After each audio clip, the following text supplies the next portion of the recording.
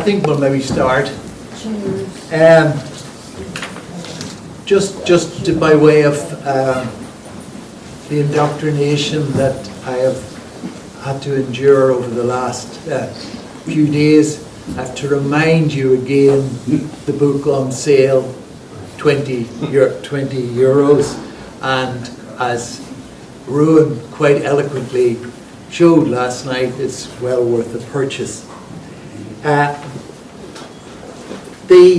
Today's session of the Greaves School is on the future of Irish neutrality. And today we will hear from representatives of the various political parties as they outline their party's position on this critical question. And it's my great pleasure to introduce the chair for today's session, Stephen Kelly. Stephen is the current chair of the Peace and Neutrality Alliance, PANA, having taken over the leadership from its founding member, who is still here in the body of the hall, watching over him to make sure that he doesn't put a foot wrong. Anyway, Stephen took over from Roger. And under his guidance, PANA continues to work to advocate for an independent Irish foreign policy with positive neutrality as a key component. Their current priorities include protecting the triple lock mechanism, and many of you would have seen Stephen's appearances in relation to their advocacy on that, a fundamental safeguard for our neutrality, opposing Irish participation in EU rearmament initiatives, and ending the use of Shannon Airport for the transit of weapons. Stephen brings a strategic vision to this debate, emphasising that Ireland's strength lies in its traditional role as a neutral peace broker, promoting security through disarmament and the United Nations rather than through military alliances. We are very fortunate to have his expertise guiding our discussion today. Please join me in welcoming and giving a very warm welcome to Stephen Kelly. Thank you. So thank you for that introduction, of which I'm very unworthy, but this is an excellent summer school that's been going on for decades, and congratulations to everyone involved in the Greaves School for keeping it going for so long. It's a great accomplishment.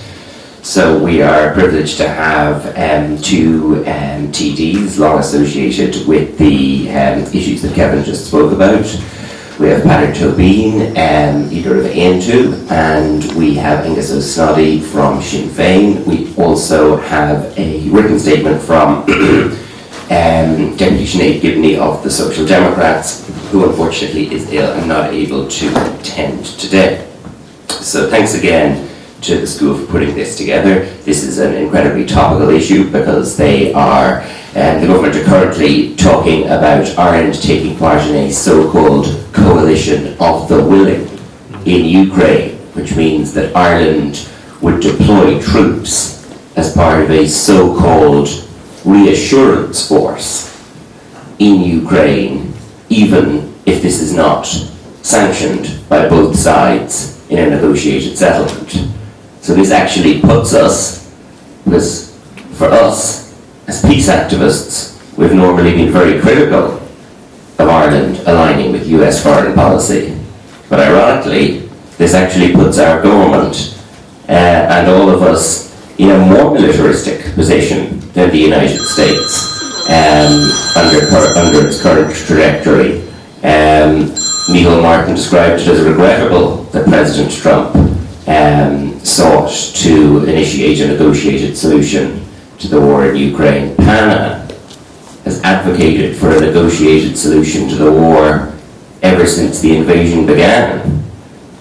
and indeed before that, because the invasion wasn't the beginning of the war began in 2014, and we supported a negotiated solution then. But this prospect of a so-called reassurance force as part of the coalition of the willing appears to have received minimal public attention, unfortunately.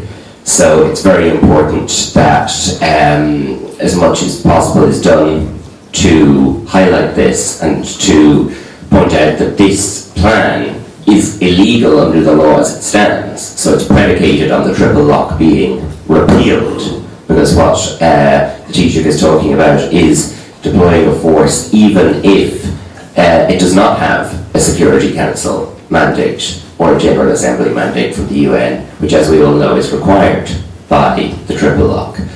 So it's a very concerning and worrying time. The indefatigable Liz Jennings has, who's on the executive of PANA, has brought to my attention that she is working on a postcard campaign, this Save the Triple Lock, Protect Irish Neutrality postcard. So I gather there are postcards available outside, and if you would like to collect one and or collect several and get people to sign them and return them to Liz, they will be organising a mail-in to TDs. So I just wanted to highlight that, and congratulations to Liz and all the diverse groups who are doing a great deal on the triple lock. So without further ado, I might hand over maybe first to Peadar if you'd like to speak. Weekas Stephen agus ganari galat in a role nua agus mil weekas done summer school show freshness and desh Laurent live in you agus to unite the trade union for giving us this opportunity to discuss this really important issue that is affecting this country and that is really going to become part of the political discourse over the next few months. And I'm delighted to be able to speak at the Desmond Greaves Summer School for the history that it represents in terms of Irish republicanism and the work that has been done by the Summer School in terms of making sure that unity and republicanism is discussed at length and in depth in this country as well. Just first of all, the issue of Irish neutrality is a long-term Irish political policy.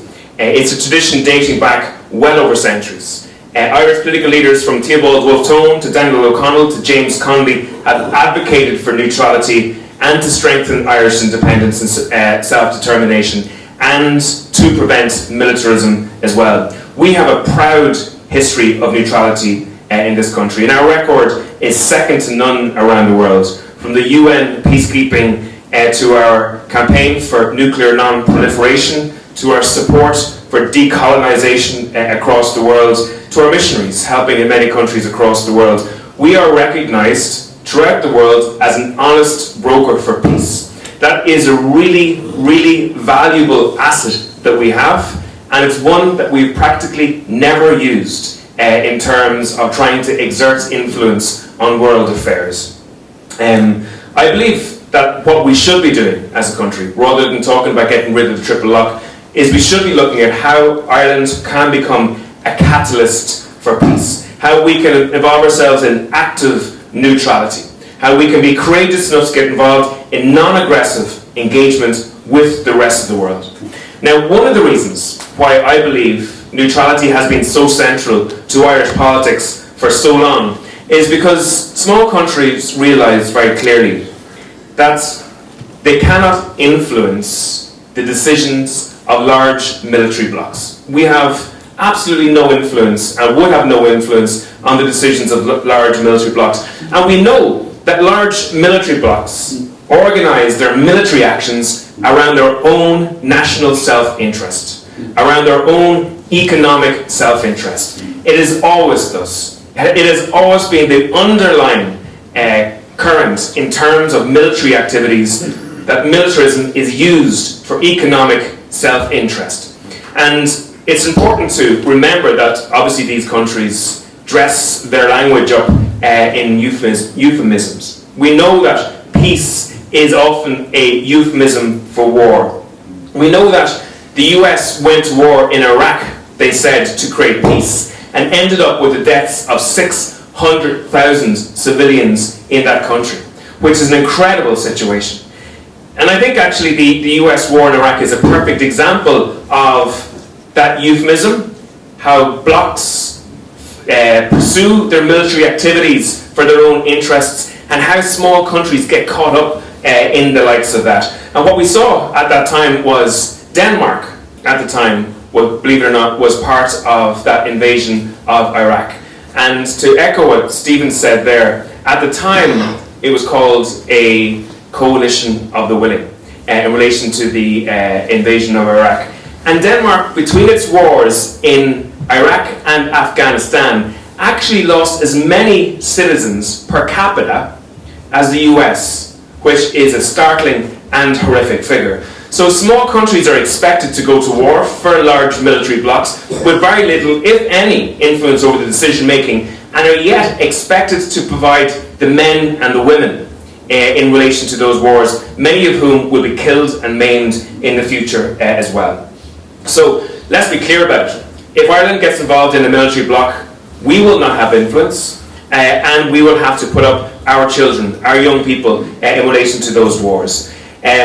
I think that's a startling reality that neither this government nor the EU hawks, which are looking to develop an EU defence union at the moment, ever actually state as well. Now, another point I will say is that Ireland has dwindling influence over the EU at the moment. We have outsourced so much of our sovereignty, our decision-making power on major issues such as economic, political and foreign policy to the UN. And actually this outsourcing of power and decision, to the EU, apologies. This outsourcing of power to the EU has actually been abused by the EU in significant ways. Just take the issue of Gaza, for example. There's probably no more obvious example of a country with a very, very clear foreign policy in terms of supporting the people of Gaza, opposing the murderous campaign by the IDF on the people of Gaza, and then Ursula von der Leyen striding the world stage, seemingly on our behalf, basically giving a blank check, carte blanche, to the IDF in terms of their actions in Gaza. So an incredible situation where we have an individual who's supposed to speak for us is literally distorting our foreign affairs policy in relation to Gaza. And I actually don't think that the Irish view on Gaza registered at all in the thinking of Ursula von der Leyen in that period of time. And what's shocking is, given the evidence that we have so little influence over the decision-making policies such as the EU's policy on Gaza, it is quite incredible that the Fianna Fáil, Fine Gael independent government now want to go deeper in terms of ceding this power to the European Union. I believe that we are at the precipice of this government making a significant effort to delete our neutrality and to become part of a military bloc such as the EU Defence Union. Now, Ursula von der Leyen hasn't hidden this. She said when she stood for the President recently of the European Commission that this was her main aim, to create a European defence bloc, and she said that she seeks this term of the European Parliament that security and military issues would be the key element of it. She wants to turn the EU into a security project. For the first time, the EU has a dedicated defence commissioner. Military cooperation is deepening through PESCO. The EU seeks to strengthen the common security and defence policy. The EU is seeking to significantly deepen military cooperation, and NATO is very clearly stated to be a cornerstone of this particular objective. The EU has recently launched the Defence Readiness Plan, and it seeks to mobilise 800 billion euros over 4 years as part of this EU particular plan. An incredible thing. The Rearm Europe plan also seeks for the EU to allocate 1.5% of GDP for defence, and means that there won't be sanctioned in terms of budgetary rules in relation to providing that money. Imagine if we could use a tenth of that money for the housing crisis that is affecting our country. If we did, we would be sanctioned by the EU for breaking budgetary rules, but not in relation for spending for military hardware. And there are some EU hawks that have gone further than this. Some want to see an EU Defence Council, a permanent command and control HQ, the harmonisation and standardisation of the EU armed forces, and the ability for the EU to launch military missions, to be an autonomous actor on the world stage. That is the ultimate objective, I believe, of the EU federalists in terms of this whole process, to become a global military actor on the world stage. Now, as Stephen mentioned there earlier, just this week we've seen EU leaders commit to peacekeepers being put into Ukraine. And quite shockingly, we have had Irish government leaders, the Taoiseach and the Taoiseach, has come out and said that they will give consideration, positively give consideration to Ireland being part of this so-called peace force that we put into the Ukraine, even though it would be illegal to do so currently under Irish law. The Irish government is already signing checks in terms of, our people and military hardware against the current law in this country, and that is a starkly anti and ignorant, anti-democratic thing for the Irish government to do. It's absolutely wrong, and they need to be called out severely in relation to what they're doing at the moment.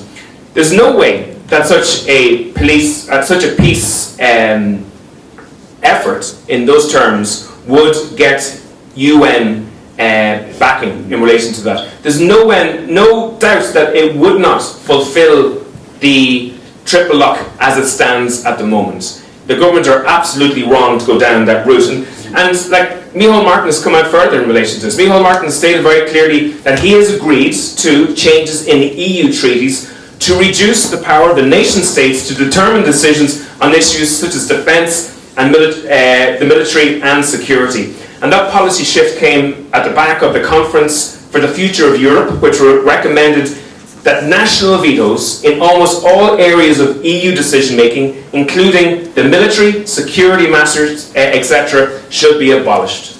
Micheál Martin has already given a commitment to his support in relation to that. I think it's incredibly frustrating, and it's not surprising in many ways, because Micheál Martin, when he talks about 1916 and he talks about republicanism, has stated very clearly that that's not his idea of sovereignty, that he doesn't agree with those backward understandings of sovereignty, and I think that's quite dangerous for the Taoiseach of a country to be of that view. Now, the triple lock is certainly under fire at the moment, and there is a statement in politics, as people would know, never waste a crisis, and I think that's what the EU is doing in terms of the Ukrainian crisis at the moment. Make no mistake for it, the advocates of this are EU federalists. And the reality is they're going against the grain through Europe, because most of Europe actually would like to see more power coming back to the nation states. And actually, I don't understand how the EU doesn't seem to understand this, but more EU is actually the biggest threat to the EU currently on a range of these issues. In terms of the triple lock, it's really, really important that the triple lock remains in place. Obviously, people are shocked by the invasion of Ukraine by Russia, and the desire by many people to help. We should not stand idly by. We should be actively agitating for peace. I've no doubt that many of the EU countries in the east of Europe are massively concerned about that war. That's a real concern that has to be addressed. And I have personally no problem for those countries to work together for their own defence. But I am completely opposed, and Aontú is completely opposed to Ireland being a part of any military bloc in relation to that. Now, the government talks about the need to defend ourselves. This government really doesn't give a tuppenny damn about defending ourselves. And if we want to see that, just look at what's happened to the defence forces just in the last number of years. The defence forces have been systematically run down in this country for the last 20 years. The government has trashed our defence forces through underspending. It has never been this weak. The army is at about 7,500 personnel at the moment. The government has been refusing to pay proper pay terms and conditions to people working in our defence forces. We've actually seen a situation where men and women have been sleeping in cars because of the fact that they can't pay rent to be able to live in the cities and towns that they live in. The situation is so bad in the naval sector that we can hardly float a boat at the moment. It is incredible that only one military ship is on the high seas at any one time at the moment. We spend about 0.2% of our GDP currently on the defence forces. It's one of the lowest level throughout the whole of the EU. Now, people might have different opinions of what I'm going to say next, but I do believe this is important. If you want to be neutral, you have to pay for your own defence systems. You have to be able to invest in your men and women, in your army and your navy, to be able to be neutral. And I do believe that we as a country need to spend more on pay terms and conditions for people working in that sector, but also to improve the strength of that. And I'll give you an example of that. A couple of years ago, and you might remember this, we had a cyber attack. It happened in this country. That attack cost us about 100 million euros at the time. It actually trashed for a period of time the functioning of our health service. Tens of thousands, if not hundreds of thousands of individuals suffer significantly in terms of their own health, some, I've no doubt, in terms of their own lives, as a result of that cyber attack. Now, think about it. At the time, the National Cyber Security Centre had a budget of 5 million euros for that year. One department, the Department of the Taoiseach, spent 15 million euros in that year on press statements. The National Cyber Security Centre, 5 million euros. One department, probably one of the smallest departments as well, 15 million euros on press statements. An incredible situation. The government willfully leaving ourselves undefended in relation to one of the most serious aspects of our defence. And at the time, the National Security Centre was operating without a director and operating without a fixed premises. And again, this government talks about needing to defend this country. In many ways, government policy has been the biggest threat to our defence over the last number of years. The other issue here is how we deal about the issue of neutrality. I mentioned earlier that we had a competency in terms of being an honest broker, but we've never exercised it. And I want to say as well, military neutrality does not mean moral neutrality, and that's sometimes an attack that's made on people like ourselves who favour military neutrality. It is absolutely right that we stand against injustice and colonialism and aggressive warfare all around the world, and that we use every single tool against that. And in actual fact, other small countries, for example Norway, have done good work in being catalysts for peace. The Oslo Accord, for example, was a real and genuine effort in relation to try to create peace between Palestine and Israel at the time. I've asked the government how many times it has made an effort to become an honest broker, how many times it has actually reached out to warring parties in Russia, in Ukraine or Palestine, for example, to put pressure to on those countries to participate in peace. And I know, I'm not naive, I know it's a massive, mammoth task, one that would unlikely be successful. But I do believe it's important that you try, and you try harder every time in relation to peace. The other issue that I want to say here is that we do need to make sure that we understand what military neutrality is. And oftentimes we're attacked and we're saying that in some way the triple lock outsources decision making to the likes of Russia or outsources decision making to another country. But that simply is not true. The whole idea of the triple lock is when large military blocs such as the USA, Russia and China are in opposition on the Security Council, the taking of sides with either group is by definition an alignment with one of those military blocs and or is in opposition to the other. So once they're not in alignment, participating with one or the other means that you are part of a military bloc in its alignment. And that goes to the very heart of the damage that's been done to Irish neutrality. The triple lock prevents this. It means Irish Defence Forces can only participate when military blocs are on the same page. The triple lock guarantees our troops the legitimacy of working for peace across the country. Now, I believe there's also a democratic issue here at the moment. The triple lock was created through a democratic decision in this country. The triple lock was introduced in 2001 after the defeat of the first Nice referendum. When that referendum was defeated, the government noted that the main issue that people had a difficulty during that campaign was the potential erosion of Irish neutrality. And at the European Summit in Seville 14 states accepted the declaration that Irish participation in any EU operation should require 3 authorisations: the Security Council or the General Assembly of the UN, the government and the Dáil. So in other words, the Triple Lock was an essential part of that referendum. It was an essential part of that Nice Treaty, and any change to the Triple Lock should be by way of referendum only. It should not happen just in the Oireachtas. So, and as well as the government looks at this, recent polls have shown that 75% of the population supports Irish neutrality. And it's very weird for a political parties in this country to take a position that is diametrically opposed to the majority of the people's will in the country. It happens very, very seldomly. But when it does, the government usually try to hide the fact that they're doing a certain thing. So what we're going to see over the next while is euphemisms. It's going to be outright lies in relation to these issues, and the government are going to hide, or at least try to hide, their moves towards becoming involved in a military alliance. So I believe that if we want to protect these issues, there's a number of things that we have to do. One, I believe that we have to try to maintain as much sovereignty as a country as we can.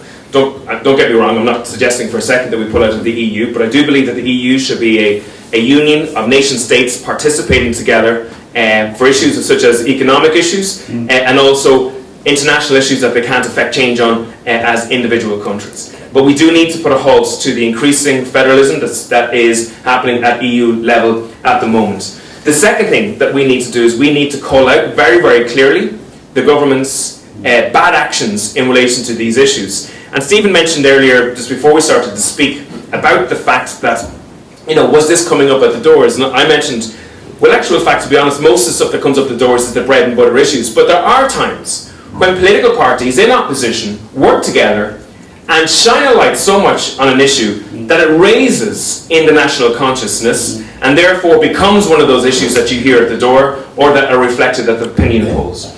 I sincerely believe that the political parties in the opposition need to work together very closely on this particular issue to crowbar it into the political consciousness. There are some differences between those political parties, but on issues that we agree on, we have to be very careful to make sure that we work together. And that is one of those issues. We have to defeat the government and the Dáil. We actually have to create such a stress around this issue that the government are scared to actually pull a vote on this in the Dáil. And that can only be done through civic society organisations like yourself and the fantastic campaigns that you've been involved in, and the political opposition working together. Thanks so much, Peadar. I'm particularly glad you brought in the example of Denmark, because that's a very good example of how a small country was railroaded into supporting the Iraq War, and they of course weren't the only ones. So without further ado, I'll hand it over to Angus. It's sometimes difficult being the second one, kind of supporting exactly what Peadar said, because then you have to chop up and change bits and pieces that I had intended to say rather than repeat. Sometimes no harm in repeating exactly the same thing so that people understand kind of that we are on the same page. And I think most people in this audience, I'd remember you over the years, are on the same page. Kind of we're in agreement here, and sometimes that makes it a little bit more difficult to pull across our point of view. We'd much prefer if it was a Fine Gael or a Fianna Fáil here that we could have a good team down with them and a good debate. But I card just bottom Movikas about us and queer the Sinn Fein or this part of the Chris Andrews level alone, Tasha Shinima come dollar and float hill, so Sinn Fein or Fushif Untarna the substitute, kind of super sub shot. That's sort of been my ear pagan contrast and Gadir Canavi Chris Conora. This one Antasara heard school Desmond Greaves, and there's a number of top eight to call Harnamly to come this ball together. I was come dial Keshna O'Haven perspective on ethically the Gwil perspective and now Knockwood with our fault Caffel and then Turmi a contra mock in the man quite a small it I chopped all Lorno on Etiesh Gwil Tashigama the Gormy will in this ball show adoring our father is an Antus Adering, go freiling, an Dave Clay, Enos, Tourneek to Begwing, agus Etos Wega, agus on perspective Shana Curtin Keen. So, the mayor to treat on right to Sata, Curtin the Kale agus right to show by Share Rose with Hannafang, Marta Roger Cole, Trisha Havru, Arisha is Arisha. So I'm going to go through this. Some of you'll have read, kind of because Roger Cole has encouraged every single body I think in this room to read the Spanish War over the years. The Wolf Tones pamphlet, which deals with much of what we're dealing with today, and I think kind of the productions over the years by PANA and others, AFRI included. There's a wealth of information in it, and I encourage people to use those arguments. Some of them over 200 years old, some of them only 10 or 15 years old. They're all as valid today because the argument might have changed in terms of where Fianna Fáil and Fine Gael are at, and I'll come to that, but the arguments and the debate is the exact same. Wolfe Tone said, peace with all the world is our object and our interest. These are the words which Thibault Wolfe Tone issued when he called on Irish parliamentarians in the Spanish War to make arrangements to obtain a secure and honourable neutrality. That was 1790, mere 235 years ago, and myself and my party stand in that tradition, as do many, many others, demanding simply that Ireland pursues in towards a safe and valuable neutrality. His warning remains as relevant today, that the Irish Parliament kept in puppetage, retained in subjection and dependence on England, or indeed maybe we could use today, dependent on America, NATO or the EU, is bound, as he said, perhaps against our will and our interest to support war. The independence of Ireland is sacrificed and the Charter of our liberties is a waste of paper. I'm honoured, as I said earlier, to speak at this event, which is held annually in honour of Desmond Greaves, because he too warned against the erosion of the nation state during the debates when the exact same parties were encouraging the Irish people to join the EEC, now, well, changed to the EC and now the EU. The interests of Irish people in this matter are clear, has been clear for many generations, and has been espoused by every generation of the Irish people and of Irish Republicans. They lay in the defence of Irish neutrality. The Irish neutrality, which Tone said would cause our other nations to pay attention and respect to our flag. Our status in the world today owes much to that neutrality. And let's not forget that, and that's one of the key elements of any debate on neutrality in the future, how much our position of neutrality allows us a greater status, if you want, in the world, given our size. And that's because people recognise our neutrality, respect it and encourage it, because we are seen as honest brokers. We are seen, because of our history, to understand wars and the consequences, and that's why Irish neutrality is so important.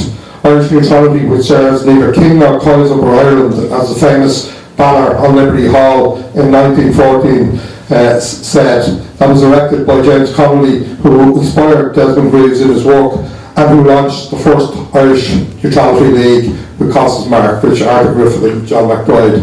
And again, PANA have produced booklets which give some of that history, and I want to acknowledge that. The Irish neutrality, whose pursuit kept the state out of NATO and places firmly at the heart of multilateral United Nations system as peacekeepers, playing a leading role in the global movement for disarmament and for nuclear non-proliferation, and of course for peace.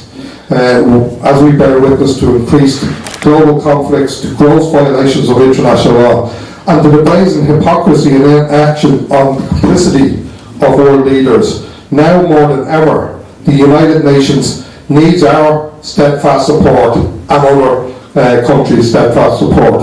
That is what's being eroded. And whether the UN has faults, which we all recognise, it is the key organisation in the world. There is no other organisation that can stand for the peace that we desire and for the multilateralism that is required to ensure peace, and peacekeepers can operate to try and end wars, stand between warring parties and can bring about a better world for those who are in war zones.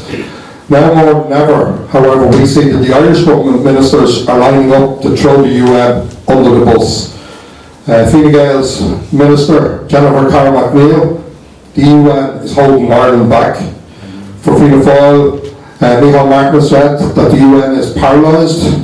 For both the government parties' point of view, where we send Irish troops should not be subject to the vetoes at the UN Security Council, although neither party can point to a mission in which we could not participate as a result of the veto, nor has either party ever attempted to use the lever at its disposal to seek a UN General Assembly vote to overturn a Security Council veto by a permanent member. So there are powers there, and listening to Micheál Martin or Jennifer Carr-McNeill or any of the other government ministers, you would presume that there is no powers for Ireland. Multone asked the key question in that pamphlet in 1790. What have been the wars that England has embarked on for Irish interests? Her most determined supporters cannot allege one. These wars are not in Ireland's interest. They're in most cases not in the vast majority of the people in the world's interest. They're in the interests of imperialists in the main, and we have seen that through our own history.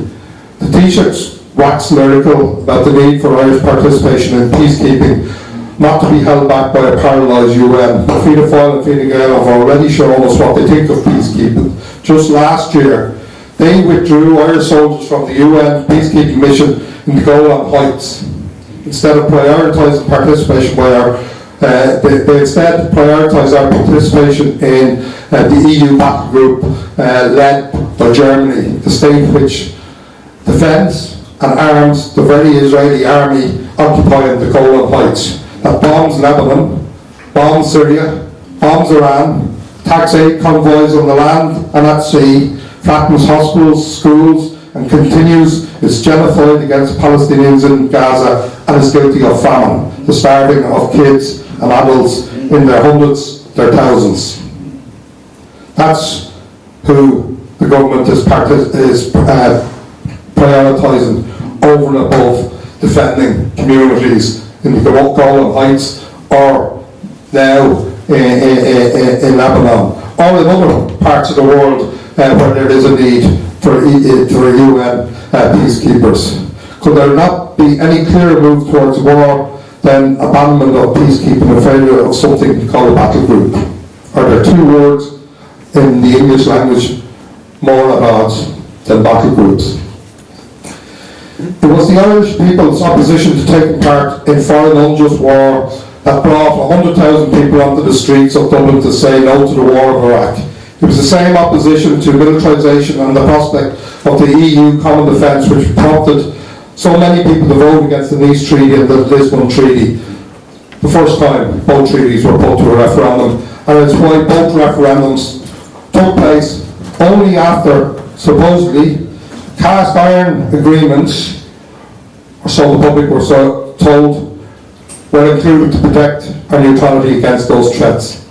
Enter the triple lock, as Pat has already mentioned, which appeared in the Seville Declaration of the Treaty of Nice in 2002, where the participation of contingents of Irish Defence Force in overseas operations would require A, the authorisation of the operation by the Security Council of the General Assembly of the United Nations, B, the agreement of the Irish Government, and C, the approval of Dáil Éireann. Many of us, and I see many in this room who campaigned at the time, we didn't believe that went far enough. We were demanding, and still demand, a referendum to insert a recognition of our neutrality into the Constitution, and I've put that to the Dáil on a number of occasions myself with party colleagues. The triple lock is in a way a misnomer. The government already has majority in the Dáil, therefore it's only a double lock, and I argued that. I remember, and Roger would have been there when we had the Forum for Europe, which was a SOP after, I think it was the Nice Treaty, to try and persuade people that we're all good Europeans, and it was only those little crew in the room who were given out. But we argued at the time about the triple lock being a misnomer. So the only check on government really is the UN authorisation, and that's why people don't trust Irish politicians to defend Irish neutrality. That's what we have to appeal to people, is this is the triple lock, even in its current form, is a mechanism which to try and hold the government to account and prevent them from rushing headlong into wars at the bidding of either the EU or some other international organisation, maybe the US in some cases. Fine Gael have made their views over the years clear. They've sought in the past, although they might deny it now, to join NATO. To them, neutrality is an inconvenience. Fianna Fáil, Micheál Martin, he championed the triple lock as being the core of our neutrality. That was in 2013, and now he insists that it's not the cornerstone of Irish foreign policy. And scrapping it in no way undermines our neutrality. Yeah. Fianna Fáil and Fine Gael can't be trusted to stand up for Irish neutrality. I don't know what they could be trusted for, but that's a different debate. But neither can Ursula von der Leyen's European Commission, who, with the support of Fianna Fáil and Fine Gael, have dispensed with any illusion of the EU as a peace project, and instead pushes lately for an unprecedented 800 billion rearm Europe policy, riding roughshod over European Parliament scrutiny and offering support to war criminals engaged in the genocide of Gaza and ignoring EU treaties. This latest phase, the 800 billion, is what we predicted. It has been outlined kind of in our documentation, in PANA's documentations, in all of the debates I've heard in the last 30 years about the militarisation of the EU. This is the direction that was outlined. They have their battle groups, they have their PESCO, they have the European Defence Agency, and now the creation of a European Defence Bank, which will give cheap loans and for people to invest in the militarisation, in more weapons of war, greater weapons of war, and the enforcement of an increase in spending on weapons of war in countries such as Ireland, rather than in the defence forces and the defence, the logic behind the defence forces. Maybe President Trump has a point for once, where he last week changed their Department of Defence into Department of War, and if we continue down this track, that's what we're talking about. It's no longer defence forces, because you are preparing Irish troops, the Irish Defence Force and its ethos towards and moving towards an offensive organisation rather than a defensive organisation or a humanitarian organisation, and that's a challenge for all of those who are looking at this move. So I'm going to finish up just to say, kind of, we have campaigned on this, and we have won in the past and lost in the past. We have a big challenge for us as those who are respected by our communities to get out there, explain what is in simple fashions to the public what has been talked about. We have to use all of the different media, whether it's the old media or the new media. The old habits, kind of, and I welcome the call for postcards. And we need to reach out to as many friends, and we need to have our material ready. Similar to what I was given when I got here. It's kind of keep it simple, but have all the background done, and the background, the information is there. We are going to be in a huge battle here, because let no mistake, those who are proposing this were organised in the past, they had money in the past, but I can guarantee there will be a lot more money thrown at this, a lot more than we've ever seen before, because the interests of those in Europe, those throughout the world who support wars, who support the war machines, who support that industry, want Ireland to row in behind the rest of the European Union.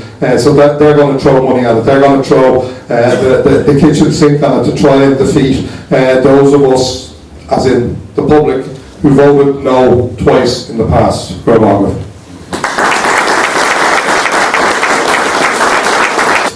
Thanks, Angus, and thank you both for your very comprehensive and insightful contributions. I think the point about the UN in particular, as you rightly say, the complaint is constantly in relation to the UN Security Council, and yet there has been a wholesale failure to try and investigate the opportunity presented by the United for Peace jurisdiction of the General Assembly, even though that's become more of a live issue in recent months in the past year, with the proposal from the, actually on Irish radio, would you believe, from the UN Special Rapporteur on the right to food, that Ireland might be a good country to promote a UN peacekeeping force in Ukraine. He actually mentioned that on drive time. You can look up his interview, but it was completely buried, predictably. So Sinead Gibney, as I mentioned, is unfortunately unable to attend today. I'm just going to read out a note which she has kindly prepared, clarifying, setting out her position, and I suppose in her absence to congratulate her as well for her very diligent work on the triple lock. So, note on Social Democrats policy: it is clear from opinion polls time and again that the Irish people cherish our military neutrality and our place on the world stage as champions of democracy and multilateralism. The erosion of our neutrality does not have broad public support. This has resulted in the attacks on neutrality to be largely based on false assertions, fear-mongering and soil uncertainty in the public, and doggedly pursuing legislation and EU measures which undermine neutrality. We have seen and tried to counter this time and again, particularly in recent months. We have rebutted the claims that the triple lock blocks peacekeeping missions and highlighted it allows the General Assembly to endorse a mission should a Security Council veto arise.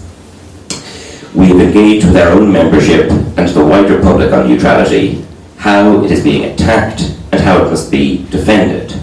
It was important to bring a motion before the Dáil as soon as we could, following the indication from government that they would remove the triple lock, so that we could draw public attention to the issue, educate members and the public, and ensure we could defend our neutrality on our own terms.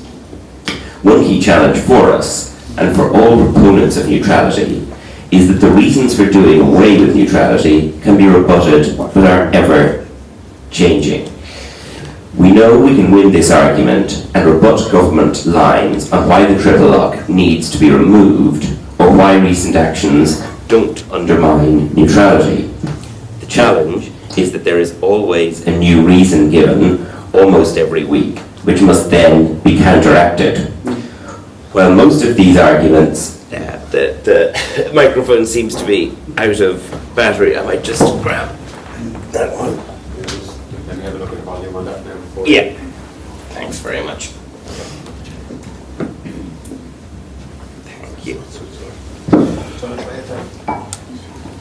This one? Yeah, that's... Yeah, thanks very much. Where was I? One key challenge for us, ever-changing. We know we can win this argument and rebut government lines on why the triple lock needs to be removed or why recent actions don't undermine neutrality. The challenge is that there is a new reason given almost every week, which must then be counteracted. While most of these arguments don't stand up to scrutiny, they are effective in spreading uncertainty, confusion, and eroding public understanding and support of neutrality. It has been a priority for us to engage actively in, quote, myth-busting, unquote, on the issue and teaching others to do the same. It is important to have strong political leadership in the Dáil on neutrality, but it is just as vital to build that leadership at grassroots level. Since the inception of the state, the concept of military neutrality has been a cornerstone of Irish foreign policy. To be a credible voice for peace and justice on the world stage, we should not and cannot be party to partisan conflicts on foreign soil or allow ourselves to be pressurised by larger countries or regional blocs into taking lives overseas in pursuit of interests. Overseas military action should always be solely under the banner of the UN for the purposes of peacekeeping. As a country that has faced colonialism throughout our history, our role has always been one of diplomacy, peace building, and peacekeeping. This has earned us respect across the globe and resulted in Ireland having the longest continuous UN peacekeeping record of any country.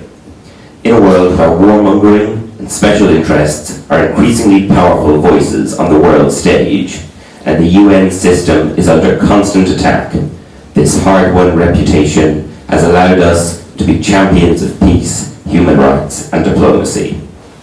This is particularly true in an increasingly militarized European Union, with leadership that has presented the Union recently as an alternative to NATO and placed a large emphasis on defence spending and potential redeployment of the EU battle groups, which lack parliamentary and judicial oversight in the EU.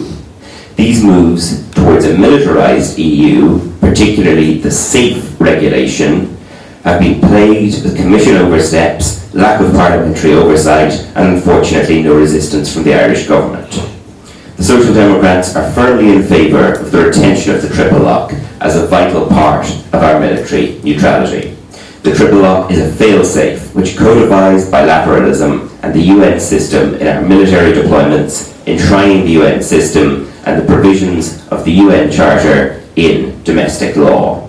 Threats to our peacekeeping have not come from a lack of missions approved by the UN Security Council, but due to decades of underinvestment in our defence forces, which have led to a crisis in recruitment and retention, as well as fresh commitments to non-peacekeeping operations, such as EU battle groups. These pressures resulted in our withdrawal from UNDOF in the Golan Heights, not due to a lack of a UN mandate, but due to prioritisation of the EU battle group. During the Nice and Lisbon treaties, the possibility of EU militarisation became a key issue for the Irish public. The triple lock was pitched to the people of Ireland as a safeguard which protected us from involvement in military action at EU level, which did not qualify as UN-backed peacekeeping. The potential removal of that safeguard is not just dangerous, but undemocratic.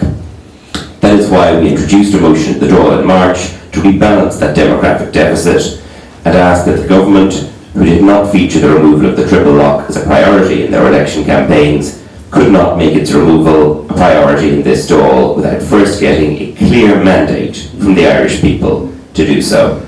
So I think there's very little I disagree with. I think she's very right in particular to make the point around the ever-changing rationale for the destruction of the triple lock, because for months one of the key arguments was the possible non-renewal of the UNIFIL mission, the United Nations mission in Lebanon. And when just recently it was renewed, it was confirmed that it was renewed for another year, all of the mainstream media, government spokespeople were out of the traps, framing it as UN peacekeeping mission comes to an end, Ireland peacekeeping mission comes to an end, and then, as an aside, after another year for which it's been extended, which was the whole issue. So it's constantly changing the arguments, and it's a real challenge overcoming the narratives and the continued misrepresentation of what the law actually says. So, without further ado, I would propose to open it to questions. I'm conscious that at events like this, questions can sometimes turn into speeches, so if you want to give a brief comment and so forth, please do, but I think it's reasonable that people would try and keep their comments to a minute or a minute and a half at most. So I would ask people please to do that. I propose to take questions in the order in which I see them as best as possible, and then go back to the panel. Okay,